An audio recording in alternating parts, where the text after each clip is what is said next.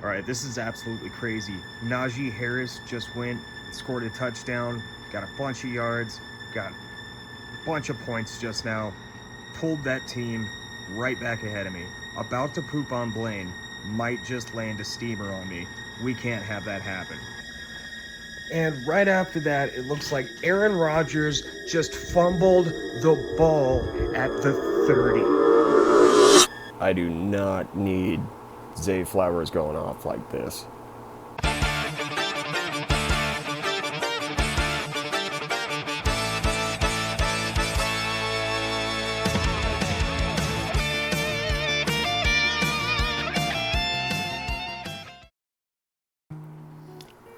All right, we're halfway through the early morning games, and I'm playing against Zay Flowers. Okay, so Zay Flowers pretty much just started off the game with like 3 catches in a row. I do not need Zay Flowers going off like this.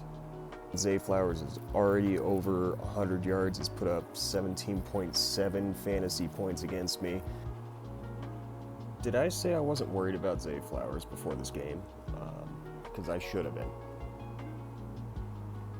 And that's after Kevin Walker III had already put up just about 17 points on his own from the Thursday night game. So this isn't going very well for me. I started Tony Pollard in the flex. He's under 4 points right now. My kicker's playing right now, Green Bay's kicker, and he's got 6 points. He's doing better than Tony Pollard for sure. I need Pollard to kick it up.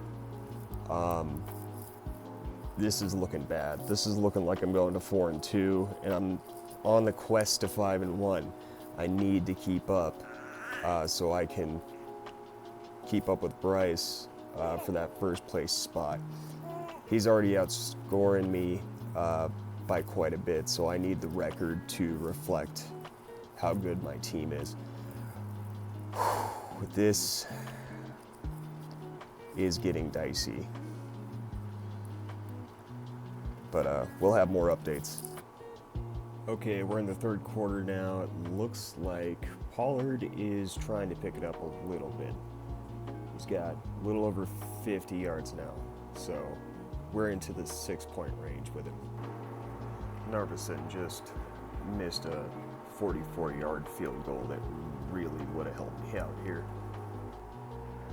Yes. Okay, Tony Pollard, 3rd and 19, just ran for a touchdown. Okay, I'm good job, Tony. Really should have started Chris Godwin this week. He's already dropped 30 points. He's got 125 yards receiving and 2 receiving touchdowns, and he's on my bench. Idiot. All right, we got another shot at a Narveson field goal, and he makes it. All right, so it looks like that inspirational halftime speech that I gave Tony Pollard in the locker room really paid off. He ended up giving me 92 rushing yards, a rushing touchdown, and putting up a little over 16 points for me. So that's really keeping me in this week.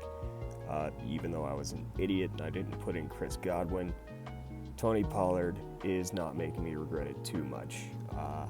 The kicker, Narveson, he ended up pulling off 11 points, doing great. Couldn't ask for more out of those two.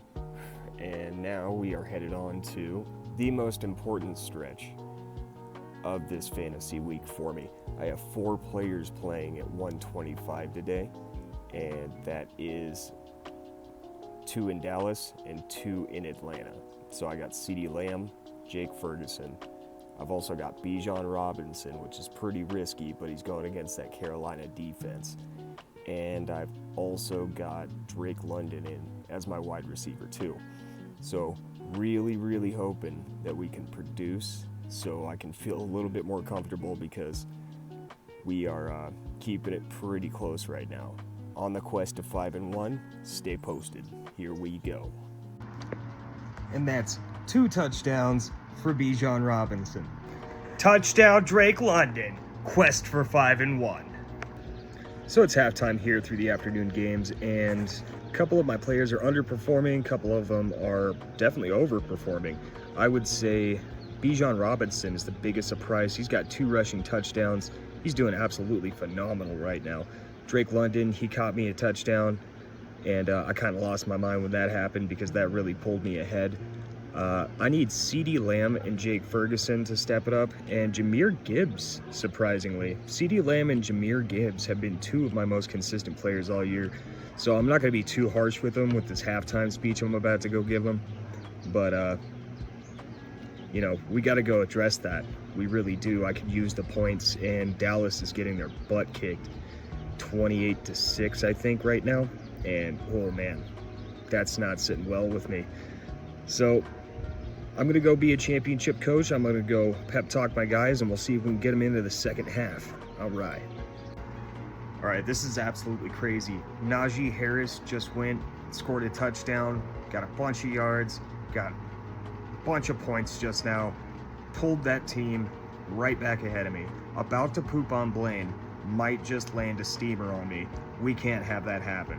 Halftime speech coming up. This is a rough one. So week 6 in the Mahomies League is coming absolutely down to the wire. We've got my team at 4-1 trying to go to 5-1. And we got Bryce's team also 4-1 trying to go to 5-1.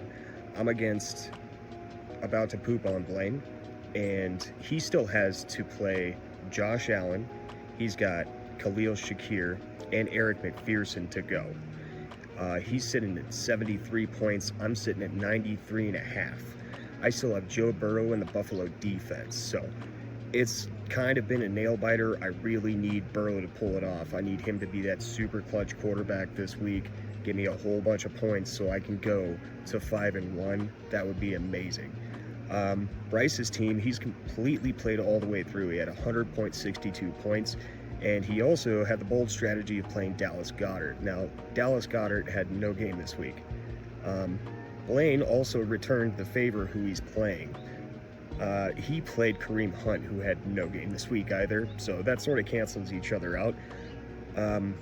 Blaine has 91 points, so he's only about 9.5 points behind Bryce. So if Jamar Chase scores 10 or more points, Bryce is going to drop to 4-2, and if I pull it off, I'll be 5-1, meaning we'll have a definite front runner. But, you know, with my team, at least I can say that my bad players, who generally don't perform, they went out and performed today when my good players were struggling. And that's what championship teams do.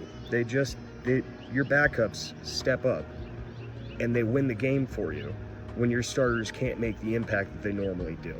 And I don't know what to say. I'm just a championship coach. It's the way it works. And we're going for 2. So stay tuned, and I'll let you know how it goes. I believe we're going to go to 5-1. I believe we're a championship team. I believe we're a championship team every year. That's why we won the championship last year. That's why hopefully we're going to win it this year. I think we're going to. I got Joe Burrow, who's the quarterback, who's playing tonight. Best closer in the league, as far as I'm concerned. He's having like an MVP season. That's exactly why I wanted him on my roster. For moments like this. For moments where the quest for 5-1 is on the line. And right off the bat, just like I predicted, Joe Burrow breaks a 47-yard rushing touchdown, makes it look easy. He's the best closer in the league. That's why he's on my team. That's why he's a championship quarterback. And the quest for 5-1 is on. All right, and this is our Sunday night halftime report. Bryce and Blaine, we're going to start off with them because this is getting to be very interesting. So Bryce, as I said before, left off at 100.62 points, and Blaine was about 9.5 points behind. And I thought it was going to be a slam dunk that Jamar Chase was going to put up 10 points or more, but currently he's only at 2.9. This is very, very interesting. We might have 2 5-1 teams, or maybe he goes 5-1 and I drop to 4-2. Biggest reason I'm saying that right now is because the Pound Towners are at 108.68, and although Joe Burrow opened it up with an absolutely nasty rushing touchdown, 42 yards, we went over that. He hasn't done much since. He's only at 15.18 points, and that's not going to be enough to hold off Josh Allen, I don't think. And about to poo on Blaine, he's at 74, and McPherson, who's playing right now, he's only been kept at 1 point, so at least we got that going for us right now. But I really need Joe Burrow to be that clutch quarterback that I know he can be. This is coming down to the wire, guys. This is exciting. This is everything I wanted this to be. This is how this league should be, neck and neck at the top of the division. All right, guys, we finally made it to the end of Sunday's matchup, and the game's just finished up with Cincinnati, and I'm sitting at 113.32.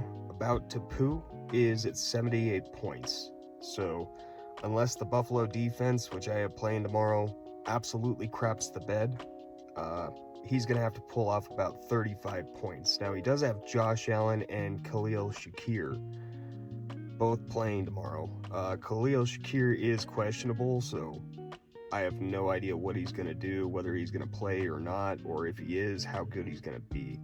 He is expected to be their number one receiver if he does play, so I mean, this whole thing kind of makes me nervous, but I am feeling a lot more comfortable than I was now that we're closer to the final result. And in an absolute stunning thriller finisher for Bryce versus Blaine, Jamar Chase needed about 9.5 points, a little bit more than that, and he ended up scoring exactly how much he needed to. Jamar Chase was absolutely clutch. He scored 9.7 points, and it made him outscore Bryce by 0.08 points. It's absolutely the game of the week, unless something really crazy happens tomorrow on Monday night with me and About to Poo.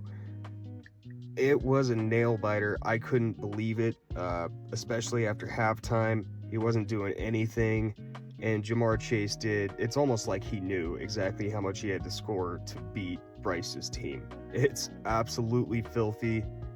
Bryce kind of got screwed with his tight end, came up with an injury, didn't get any points. You got screwed by the fantasy football gods. But the fantasy football gods saw fit to make me probably 5-1. And I can't wait for this matchup on Monday. I can't wait for the quest to be over. That being said, Bryce has absolutely smoked everybody in points this year. It's not even close. When it comes down to that, with a heads up against Bryce, I'm really going to have to pull some stuff off. And I don't face him until I face Will next week. And Will is also a hell of a point scorer. So I got 2 really, really rough weeks coming up. Joe Burrow got me exactly as many points as he could, did everything he could to help this team win. It's because he's a championship quarterback. He's trying to make this a championship team, and it's phenomenal. It's absolutely phenomenal. It's a great feeling sitting here potentially at 5-1. All right, this matchup has got my blood pressure going. It's 116.32 to 98.88. Josh Allen has scored 19.5 points in the first half alone. The guy's about to drop a 40 burger on me. Khalil Shakir, he's only got 1.5 points right now, but I'm expecting him to get more than that in the second half. And Aaron Rodgers threw a Hail Mary at the very, very last play of the half that went for a touchdown. It was like a 60-yard bomb to Alan Lazard, and that's kind of wrecking my Buffalo defense. So this is I'm not nervous. I'm a championship coach. Championship coaches don't get nervous. If you can't tell, I'm not nervous at all. So Nope, not nervous. Not at all. All right, we got about 4 minutes left right now, and Josh Allen has marched himself back down into the end zone. We've had a whole bunch of missed field goals. It's been kept at 20-20. If he makes this touchdown to Khalil Shakir, I'm cooked. I'm absolutely cooked, and I'm not nervous. I have total and complete faith in my team, and we're going to stop them however possible. And it's just going to turn out in my favor, because that's what happens with championship coaches. We find a way to win. And I believe in my players. All right, and just like I said, the Jets defense was able to hold Josh Allen, keep him out of the end zone, keep Ray Davis, who's been lighting it up, out of the end zone, and it's looking like they're kicking a field goal. There's also a penalty on the field goal right now. I think it's defender got in the neutral zone, and I'm hoping that's not a first down. All right, it is a penalty on the defender. It's not a first down. They kept the field goal kicker out. They kicked a field goal. It's now 23-20, and it's looking like I'm going to 5-1. The quest to 5-1, the quest to the top of the league, is still in play. And right after that, it looks like Aaron Rodgers just fumbled the ball at the 30. And it turns out Aaron Rodgers, it was an incomplete forward pass, even though I'm pretty sure if you were watching it, you could absolutely tell it was a fumble. He was trying to hold on to the ball and it fell out of his hand. But they ruled it as an incomplete pass. And Aaron Rodgers lets it sail downfield. He's going for Williams. Williams slips, looks like he's going to bring in the ball. At the very last second, Buffalo's defense dives in and makes the pick. It's Buffalo's ball. It's 23-20 right now. I'm hoping to God they just decide to keep handing it off, giving it to Ray Davis, and bleed the clock out, make them use their timeouts, and finish the game 23-20. I do not need Josh Allen going off, scoring this touchdown. All right, and that's going to do it. Josh Allen picked up the first down with his legs, ends the game. They're kneeling it down, and it looks like the quest of 5-1 has been accomplished. Now we're on to the next week. And just some post-week thoughts.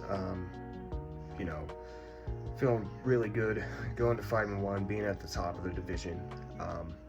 It's looking good moving forward.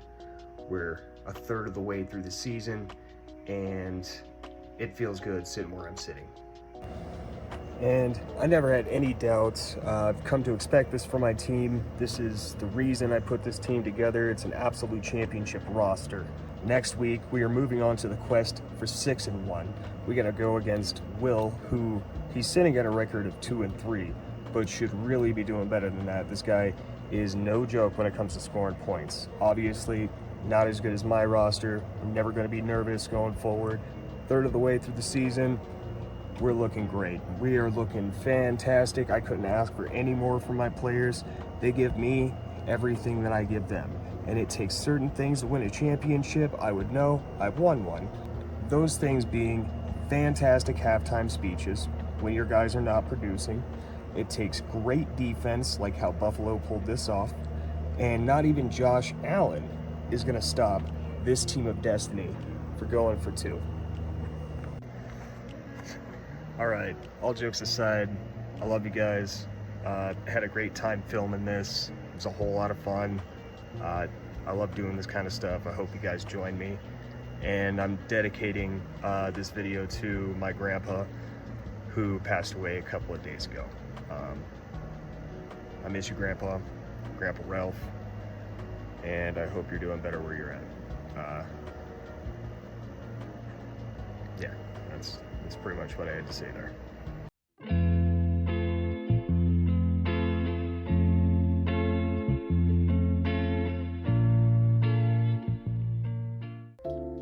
Well, that's going to do it for this episode. We got big things coming, so stay tuned. And as always, spike that like button to help us grow. Cheers. Now get out of here.